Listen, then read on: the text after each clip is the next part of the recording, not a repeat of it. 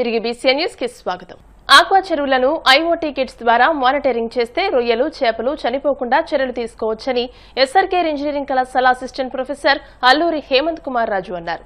కేంద్ర ప్రభుత్వ science and technology ఆధ్వర్యంలో కళాశాల ఎస్టీఐ హబ్ ఆధ్వర్యంలో గ్రామీణ, ఎస్సీ, పేద వర్గాల యువతకు నీటి నాణ్యత ప్రమాణాలు, మేతల నిర్వహణ అంశాలపై దఫాదఫాలుగా శిక్షణ అందిస్తోంది.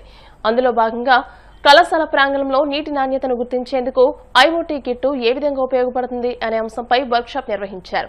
STI hub coordinator doctor G Harish Kumar Varma అధ్యక్షతన జరిగిన ఈ కార్యక్రమంలో కోపెల్ల, జక్కరం, పెదమిరం గ్రామాలకు చెందిన యువత ఈ కార్యక్రమంలో పాల్గొన్నారు. ఈ కార్యక్రమంలో కళాశాల director doctor M Jagapathi Raju, triple E విభాగం హెడ్ డాక్టర్ బీఆర్కే వర్మ మాట్లాడుతూ కేంద్ర ప్రభుత్వం గ్రామీణులను సాంకేతికంగా తీర్చిదిద్దేందుకు, దానితో వారికి ఉపాధి అవకాశాలు మెరుగుపరిచేందుకు ఇంజనీరింగ్ కళాశాల ప్రామాణికంగా తీసుకుని టెక్నాలజీ ట్రాన్స్ఫర్ కోసం ఇటువంటి కార్యక్రమాలు చేపట్టాలని ప్రయత్నిస్తోందని అన్నారు.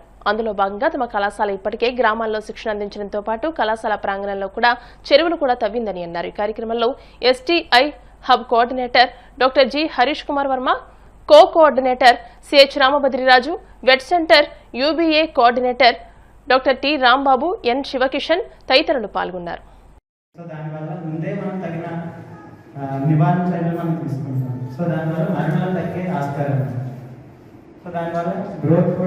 ఎదుగుదల ఉంటుంది, చేపలకి మంచి దిగుబడి ఉంటుంది. అలాగే ఫీడ్ కూడా వృధా కాదు.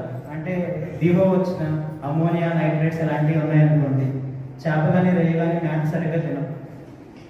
మన రొటీన్ ప్రొసెసర్లో ఇన్ని బస్తాలను వేసేస్తున్నాం, కానీ తినకుండా ఆ ఫీడ్ అంతా కూడా వేస్ట్ అయిపోతుంది. అవి ముందే తెలుసుకున్నాం అనుకోండి, ముందే మనం మ్యాథ్ తగ్గించుకోగలుగుతాం.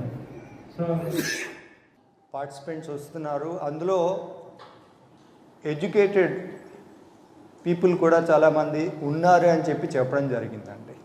సో మేము మాట్లాడుకున్నప్పుడు ప్రస్తుత దేశ పరిస్థితిని బట్టి ఎన్నో అవకాశాలు వస్తున్నాయి.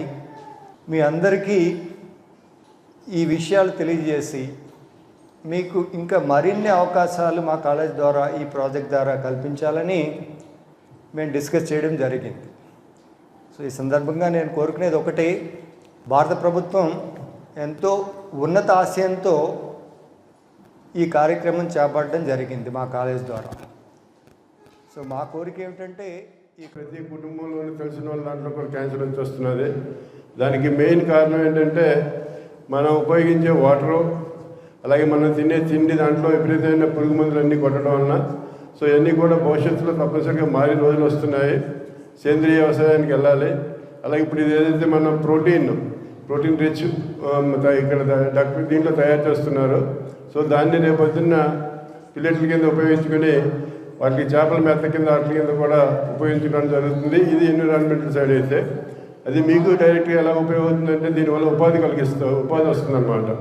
ఆ ఉపాధి వలన మీ కుటుంబం డెవలప్ అయితే ఈ అవేర్నెస్ అన్నీ వస్తే ఇవన్నీ కూడా అందరూ కలిపి కంట్రోల్ చేసుకుంటే బాగుంటుంది. కాబట్టి మన కాలేజీలో ఏదైతే చేస్తున్నామో దానికి మీ సంపూర్ణ సహకారం పెట్టి మీరు కూడా దాంట్లో ఫాలోఅప్ అయితే మీకు ఉపాధి కలుగుతుంది, సొసైటీకి కూడా ఉపయోగపడుతుంది. ఆ ఉద్దేశంతో ఇది పెట్టడం జరిగింది. వన్స్ అగైన్ వాళ్ళకి థ్యాంక్స్ చెప్తూ థ్యాంక్ యూ.